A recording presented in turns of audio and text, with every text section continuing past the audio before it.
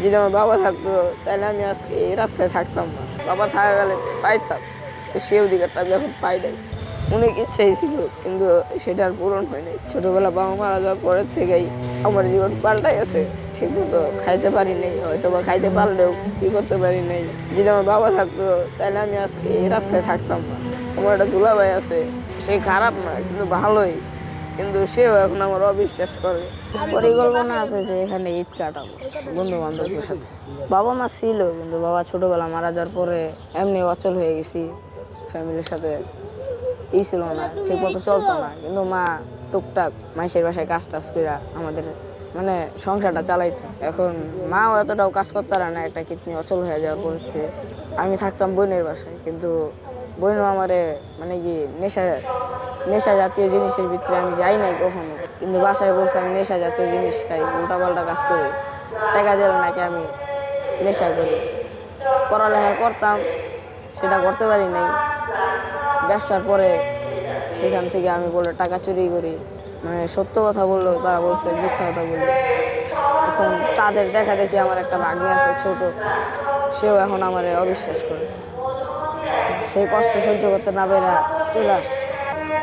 প্রায় 4-5 মাস ধরে ইচ্ছা করে, কিন্তু মনরে বুঝাই যে না, যে কি লাভ, যে বাসায় অত্যাচার, বাবা মারা গেলে যার একটা অধিকার, সেই অধিকারটা পাই নাই। বাবা থাকা গেলে পাইতাম, তো সেই অধিকারটা আমি এখন পাই নাই।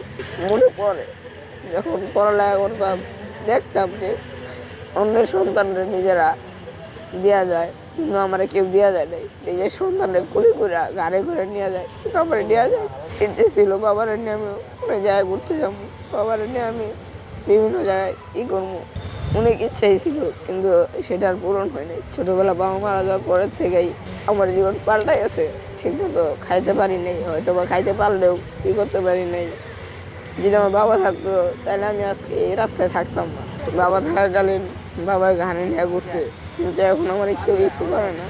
আমার একটা দুলাভাই আছে, সে খারাপ না কিন্তু ভালোই, কিন্তু সেও এখন আমার অবিশ্বাস করে। তাই আর কষ্টে আর বাসায় থাকতে পারি না, চলে আসছি।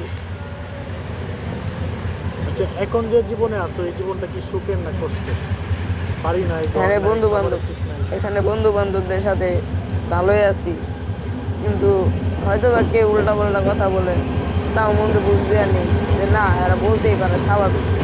এখানে আমি হয়তো বা সারা জীবনের জন্য নাও থাকতে, কিন্তু একদিন তো সবার যাওয়াই লাগবে। ইচ্ছা ছিল যে পড়ালেখা করে একটা বড় প্রতিষ্ঠানে করবো, বা একটা সরকারি চাকরি করবো, নিজের ফ্যামিলিটা চালাবো, কিন্তু সেই ইচ্ছা আর পূরণ হয় নাই। দেশে দেশে সবার সাথে দ্য নিউজ।